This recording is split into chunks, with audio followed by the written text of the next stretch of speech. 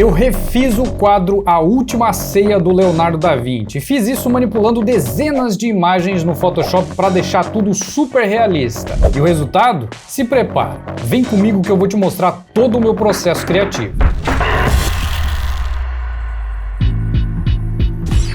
Eu comecei por reproduzir as poses de cada um dos discípulos e também de Jesus. E cara, eu acho que essa foi a parte mais difícil de tudo, porque o jeito estranho que esse povo tava. O Da Vinci devia estar grog quando imaginou essas poses, porque não é natural. Foram 4 horas no estúdio fotografando elas, pelo menos umas 4 vezes cada. Como assim? Tô entendendo nada. Finalizando isso, bora remover o fundo de todas elas. E meu amigo, se arrependimento matasse, eu não sei porque eu fico inventando essas coisas, mas falar a verdade, eu amo fazer manipulação assim. Espera só para ver o especial de 100 mil inscritos. Inclusive, aproveita e se inscreve para se juntar à maior existência de criativos do mundo. Tá bom, eu sei que essa parte de recorte ela é um pouco chata, então vamos cortar e vamos passar direto para o que interessa, que é os posicionamentos de cada um dos discípulos para a gente poder montar essa composição. E aqui foi bem divertido fazer isso e também foi muito engraçado, porque, cara, é muito engraçado você ver vários você espalhados em uma mesma cena interagindo entre eles. E como eu peguei essa imagem que ela tá, parece que remodulada, não é a original, eu tive que fazer vários ajustes de posicionamentos que ficaram muito estranhos, porque parecia que todo mundo era anão e tinha problema na perna. Se você notar, vai ver que quase todos eles ficaram com o pezinho bem pequeno lá atrás, bem longe. Depois eu fui achar uma imagem muito melhor que eu deveria ter usado. Mas como eu já tinha começado a fazer isso aqui, já tinha terminado quando eu achei a outra imagem, vai essa daqui mesmo. Em quase todos eles eu tive que reposicionar e fazer alguns ajustes, porque essa imagem não tá tão fiel quanto a pintura. Mas beleza, o que importa é o resultado final que já você vai ver. Finalizando essa parte que levou quase 2 horas, a gente passa então para a parte da colorização. E meu amigo, essa parte foi muito divertida, só que eu lembrei que eu não tinha feito a bendita correção de cores dessas imagens, então eu tive que parar no meio do caminho, fazer a correção de todas elas, uma por uma, até encontrar o ponto ideal de cada uma delas, para depois voltar para a colorização. E essa parte, meu amigo, como eu falei, foi muito divertida. Parecia que eu estava pintando aqueles cadernos de colorir de criança, porque foi muito legal isso aqui. Eu também tive que fazer algumas gambiarras ali, tive que mudar algumas cores, tive que fazer alguns ajustes nas imagens para poder encaixar umas às outras. Fora isso, eu também tive que meio que adivinhar ali quais eram as cores, porque como eu falei, essa imagem ela não é original, então teve algumas cores ali que eu me baseei nessa imagem e confia, vai ficar legal. Mas eu gostaria de ter usado as cores reais, originais, que foram usadas pelo Leonardo da Vinci nessa pintura. Mas revirando a internet, procurando uma imagem realmente de qualidade, eu achei várias, mas todas elas não pareciam ser a original. E a foto da pintura original tá com as cores todas cagadas, então vai essas cores aqui mesmo. E apesar dessa parte da pintura ser uma das mais divertidas, também é uma das mais trabalhosas, porque levou bastante tempo. Então aproveita toda essa pintura, porque logo em seguida a gente passa para a próxima etapa.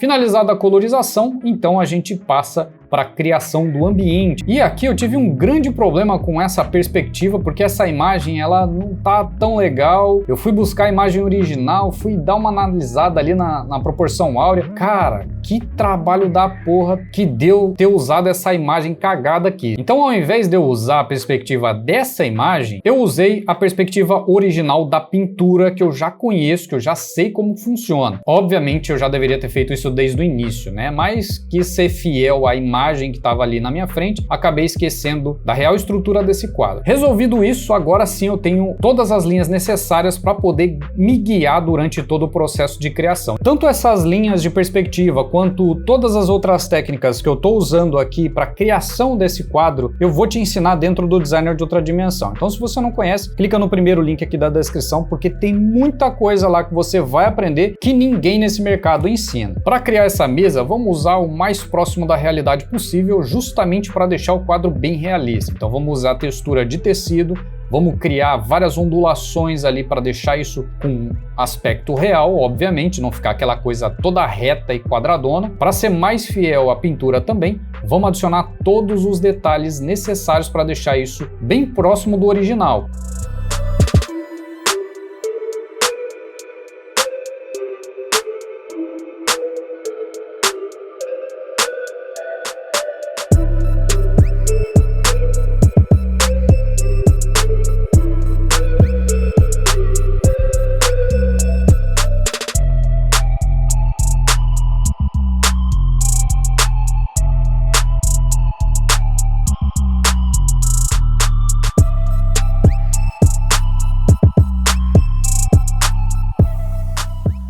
Claro que não vai ficar idêntico à pintura, isso é óbvio. E pensando nisso, eu decidi criar a minha própria versão. Durante esse processo eu fui tendo algumas ideias e aí eu pensei, por que então não fazer isso do meu jeito, com a mesma estrutura da pintura original, mas usando outros elementos que tenham relação com o canal. Então, ao invés de deixar tudo certinho, igualzinho e exatamente da mesma forma, eu criei esse ambiente mais descontraído, mais atual, mais contemporâneo. E para substituir aqueles tapetes que estavam na parede ali, nada mais interessante do que a gente usar os nossos cartazes de filmes que a gente tem criado aqui ao longo desses últimos meses. Se você não assistiu nenhum deles, eu vou deixar a playlist lá na tela final. Agora vem uma das partes que deu bastante trabalho, mas valeu a pena o resultado final, que é justamente preencher essa mesa com todos os elementos da pintura. Se você parar para analisar com cuidado cada um desses elementos, você vai ver que tá faltando coisa, que tem prato no lugar onde não deveria, que tem um saleiro ali que o Judas derrubou. Cara, tem vários detalhezinhos nessa pintura e é baseado nisso que muita gente criou lá aquelas teorias, aquelas maluquices falando de segredos do Da Vinci, coisas desse tipo. É bem legal, quando você tiver um tempo, para analisar essa pintura. Mas deixando isso de lado, vamos voltar aqui para nossa criação. Então, como eu falei, eu decidi criar esses elementos da minha forma, seguindo a mesma estrutura da pintura, mas com aspectos que eu fui decidindo na hora. Então eu subi essas janelas, eu deixei ela mais alta do que deveria. Inclusive essa sala, ela ficou um pouco menor do que a sala original da pintura. Também na criação dessas pernas da mesa, eu também usei as técnicas das linhas de perspectiva e outras técnicas que, como eu já falei, eu também ensino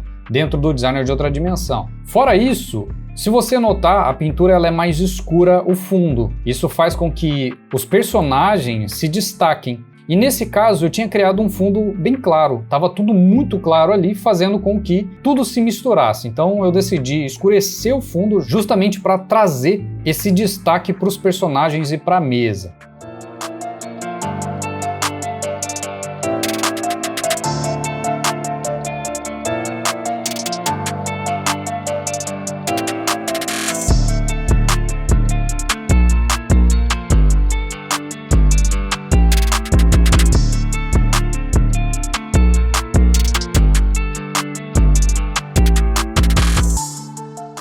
Resolvido esse problema, então a gente vai passar para uma das partes mais importantes, que é a ambientação, ou seja, colocar todos eles dentro de um ambiente. Esse é o significado de ambientação, como eu já falei várias vezes aqui no canal. Como é que isso funciona? Funciona baseado em luz e sombra. Só que para deixar isso aqui ainda mais interessante, o que eu pensei? Por que a gente não faz então esses quadros dos nossos cartazes dos filmes brilhantes, ou seja, iluminados? e essa iluminação rebatendo nos personagens que estão próximos. Sim, eu adicionei um trabalhão gigantesco agora, mas o resultado, confia, vai ficar bom. E além dessa iluminação e desses brilhos, a gente também precisa da profundidade. Como assim profundidade? A gente precisa destacar cada um dos personagens, eles têm que estar nos seus devidos lugares. Para isso a gente precisa usar sombras, e essas sombras nos seus devidos lugares, como eu já falei. Você vai conseguir perceber que, à medida que eu vou adicionando sombras, cada personagem vai estar na sua devida camada. Como assim? Vai estar no seu devido lugar. Os que estão mais atrás estão mais escuros, os que estão mais na frente estão mais claros e assim por diante. Você não tem noção de como isso faz total diferença. Vai vendo como é que vai ficando à medida que eu vou adicionando essas sombras, exatamente de acordo com a direção da luz e também com a direção de cada um dos personagens, porque não adianta nada você colocar uma sombra onde essa sombra não faz sentido. Você tem que colocar ela no seu devido lugar. Cada um desses detalhezinhos somados vai te dar um resultado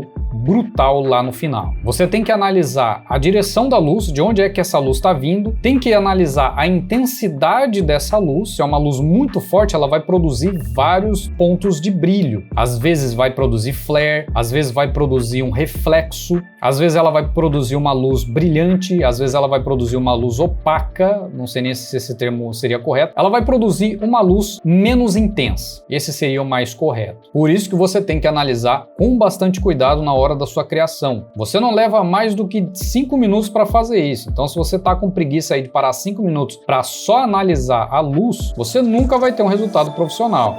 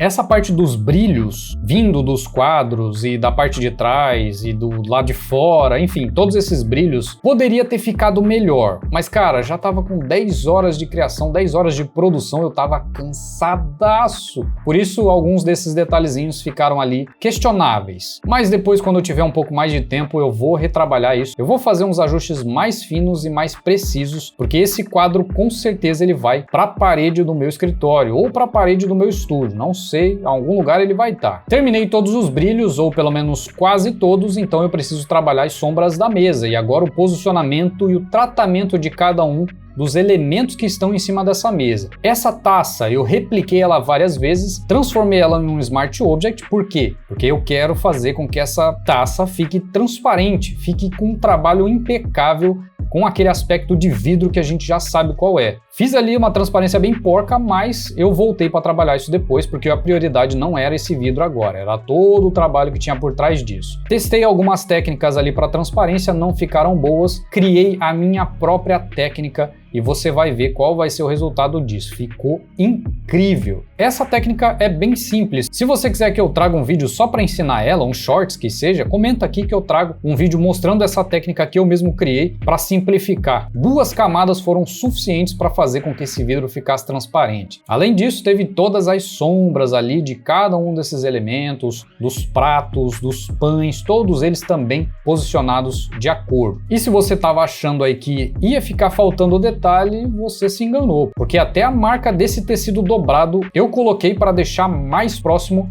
do original também. Fiz mais alguns retoques, alguns ajustes, coloquei tudo no seu devido lugar, revisei para ver se não tinha esquecido nada. Claro que sempre falta algum detalhezinho, inclusive eu já sei que detalhezinho é esse aí que ficou faltando, que provavelmente você já viu também. Se você não viu, é só você voltar um pouquinho aí que você vai ver que tem uma falha, tem um detalhe que eu vou corrigir, fica tranquilo. A gente passa então para pós-produção, que é onde eu faço todo o refinamento, os ajustes finos desse material, que você também vai aprender dentro do Designer de Outra Dimensão.